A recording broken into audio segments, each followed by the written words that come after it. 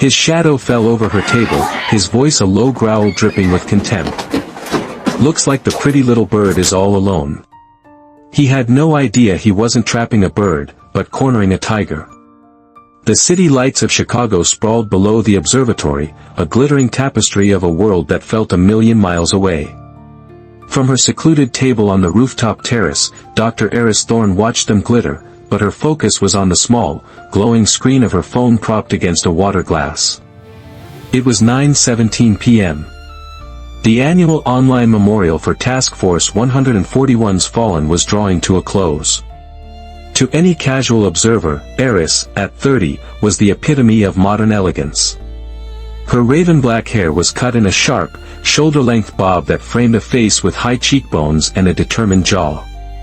She wore a simple, sleeveless slip dress of liquid silver silk that seemed to pour over a frame sculpted by discipline, not vanity.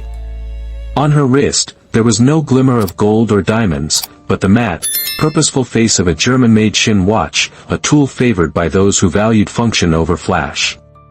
She looked like a surgeon after a successful operation, or perhaps an architect celebrating a new commission. What they couldn't see was the constant, silent hum of calculation behind her calm, gray eyes. While her conscious mind absorbed the eulogies for men she'd called brothers, her subconscious was running its ceaseless diagnostic. The main entrance was at her 7 o'clock. 2 emergency exits were located at her 2 and 10. The reflections in the panoramic glass windows gave her a near, 360-degree view of the terrace. She noted the server's path, the slight wobble in a neighboring table, the way the wind occasionally gusted from the west. Old habits, ingrained in the bone and marrow, never truly died. They just learned to run in the background.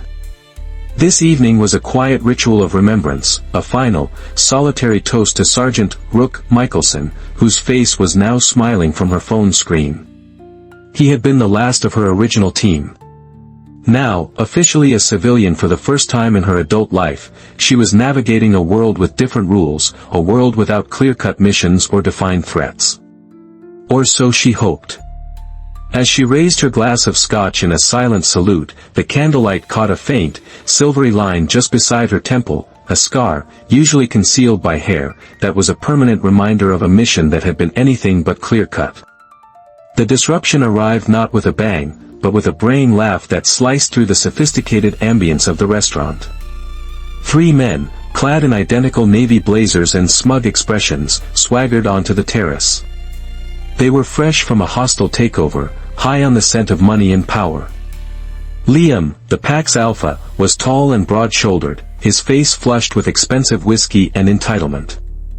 Flanking him were Cody and Finn, smaller but radiating the same noxious energy of a finance bro tribe that saw the world as their personal playground. Another kill, another million, Liam boomed, slapping Cody on the back.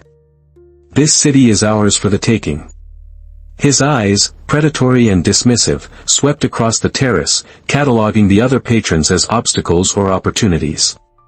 He sneered at a couple holding hands, scoffed at a family celebrating a birthday. Behind the long marble bar, the bartender, a man in his late 50s with a military-style haircut and the steady hands of a veteran, watched them.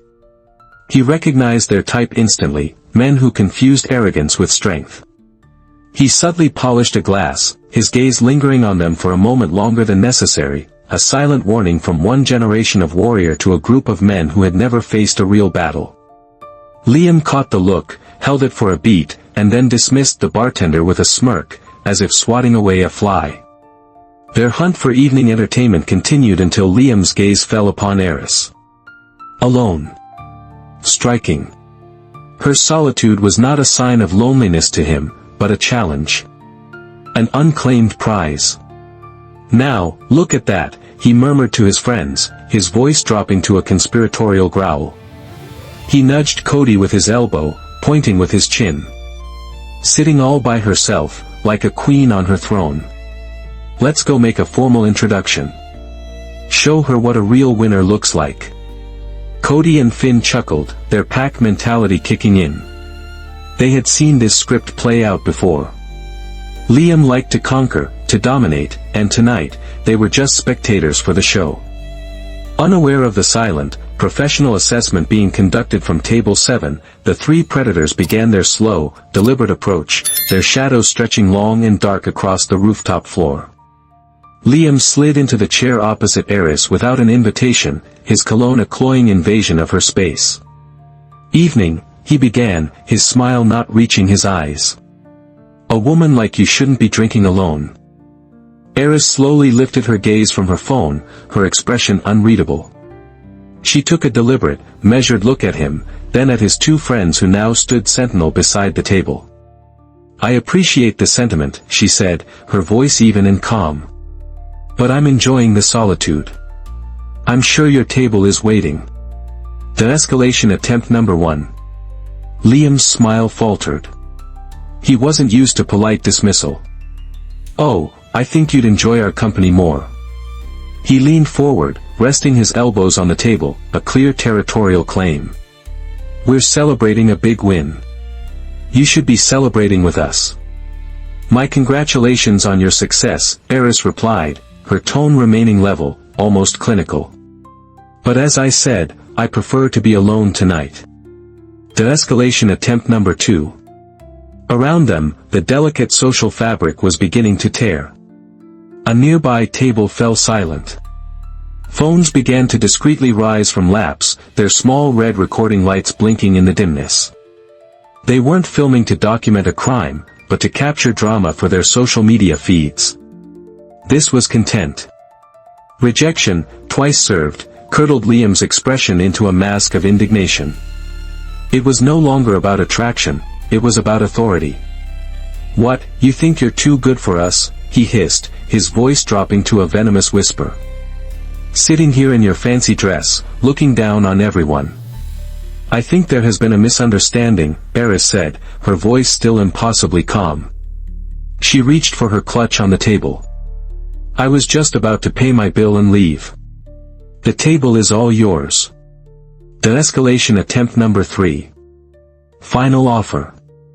That was the final straw. Her attempt to leave was the ultimate insult to his perceived power. As she moved to stand, Liam's hand shot out like a viper, his fingers wrapping around her wrist in a crushing grip. "You're not going anywhere until I say so." The physical contact was a switch. In the silent, professional corner of Eris Thorne's mind, a switch flipped from green to red. A calm, cold assessment scrolled through her consciousness like a line of code, threat confirmed. Physical assault in progress. Non-lethal force authorized.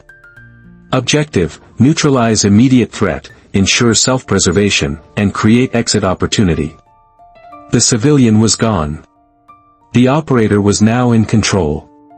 What happened next was a blur of brutal efficiency, a violent ballet so fast and precise it defied comprehension for the dozens of phone cameras trying to capture it. The moment Liam's fingers tightened, Eris didn't pull away. She moved into the threat.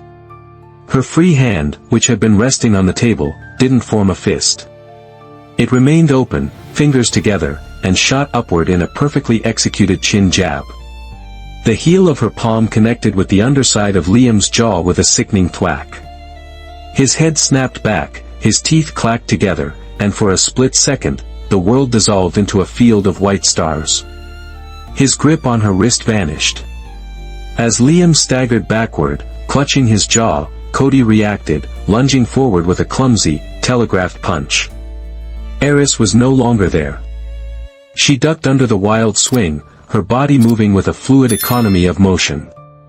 As she came up, her elbow, sharpened to a point, drove directly into his solar plexus. All the air in Cody's lungs evacuated in a silent, agonizing rush. He folded like a cheap suit, collapsing to his knees, his face a mask of pure, breathless panic. Finn, the third man, finally spurred into action by a mix of fear and misplaced loyalty, made the fatal mistake of trying to grab her from behind, reaching for her hair.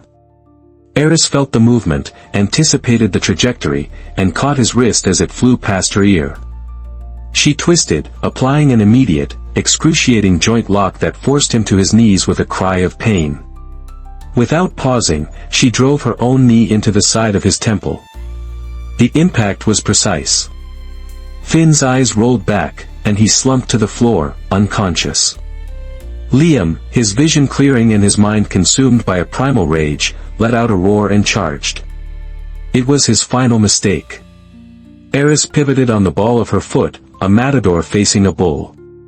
She caught his charging arm, used his own momentum against him, and executed a flawless hip throw. Liam became airborne for a fraction of a second before his trajectory ended abruptly, his face meeting the hard, unforgiving edge of the marble bar with a sound like a coconut splitting open. Total elapsed time, 12 seconds. The terrace fell into a profound, echoing silence. 3 men were down. 1 woman was standing, her silver dress immaculate, her breathing even, her gray eyes scanning the room with a chilling, professional calm.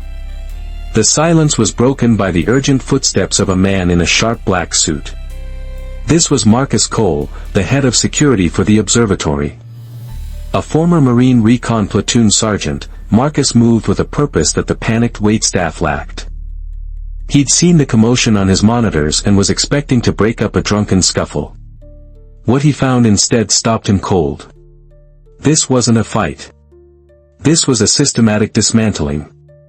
He saw it in the way the men had fallen, one neutralized by a respiratory attack, one by a disabling joint lock and concussion, and the leader incapacitated by a high-impact throw. There was a tactical tidiness to the scene that screamed professional training. His eyes moved from the carnage on the floor to the woman standing calmly at its center. He saw no fear, no adrenaline shakes, only a quiet, unnerving control. "Ma'am," Marcus said, his voice respectful but firm. "I need you to stay right here." "Are you injured?" "I'm fine," Eris replied, her voice steady. "I'm going to need to see some identification, please," he said, his training kicking in. Eris reached into her clutch and produced a slim leather wallet, handing him her driver's license. He glanced at it. Dr. Eris Thorne. The name meant nothing to him. But tucked behind it was another ID, a government contractor card with a holographic seal. He looked at the name again, then back at her face, and something clicked deep in the recesses of his memory, a briefing, a legend whispered in smoke-filled tents in faraway lands. His professional demeanor cracked. He leaned in closer, lowering his voice so only she could hear, though he failed to notice the phone of the diner at the next table was still recording, its microphone pointed directly at them. "Thorne?" he whispered, his eyes wide with disbelief. Not Spectre Thorne. From the Damascus operation?" Eris's jaw tightened almost imperceptibly. She simply met his gaze and gave a single, almost invisible nod. A wave of understanding and awe washed over Marcus's face. He took an involuntary step back, his posture shifting from security chief to a soldier in the presence of a legend. The hushed, reverent exchange, the name, the call sign, the legendary operation, was captured perfectly, a digital whisper about to become a global roar. Within 3 hours, the video was everywhere. Dubbed #RoofTopReckoning, it exploded across TikTok, Twitter, and YouTube. By morning, it was the lead story on national news. Liam's prestigious investment firm, facing a public relations apocalypse, summarily fired him and issued a groveling public apology. The Wolf of Wall Street fantasy he and his friends had built their lives on crumbled into dust. All 3 faced felony assault charges, their futures irrevocably altered by 12 seconds of alcohol-fueled arrogance. But the story didn't end with their downfall. The consequences rippled outward in unexpected ways. Marcus Cole, the security head, used the footage in his training sessions, not as a display of violence, but as a masterclass in de-escalation and proportional response. "Your first assumption is always your most dangerous one," he'd tell his team. "Never, ever judge a threat by its cover." On social media, a counter-movement began. The hashtag #RespectTheQuietOne started trending, with thousands of people, many of them veterans, sharing stories of being underestimated or judged. It became a viral celebration of the hidden strength and quiet dignity of strangers. The incident sparked a national conversation about the assumptions made about women, particularly those who have served in the shadows, away from the public eye. Eris Thorne, true to form, vanished. She gave a single, concise statement to the police and then disappeared before the media circus could descend. But her story had taken on a life of its own. 6 months later, a new non-profit organization was announced, the Thorn Initiative. Funded by a flood of anonymous donations from people who had seen the video, its mission was not just to teach self-defense. It was dedicated to building psychological resilience, helping survivors of trauma reclaim their power not through violence, but through mental fortitude and self-worth. Eris never gave an interview about that night. But occasionally, when a student in one of her workshops would ask her how to stay calm under pressure, a small, knowing smile would touch her lips. "The goal is never to seek violence," she would say, her voice soft but carrying an undeniable weight. "The goal is to have the capacity to be the most formidable person in the room for the precise amount of time it takes to end the threat, and not a second longer." The story of that night reminds us that you never truly know the battles the person standing next to you has fought. What are your thoughts on how Eris handled the situation? Share them in the comments below, and please, always comment with respect. This world needs more empathy, not more judgment. If you agree, give this video a like, share it with someone who needs to see it, and subscribe for more stories that make you think.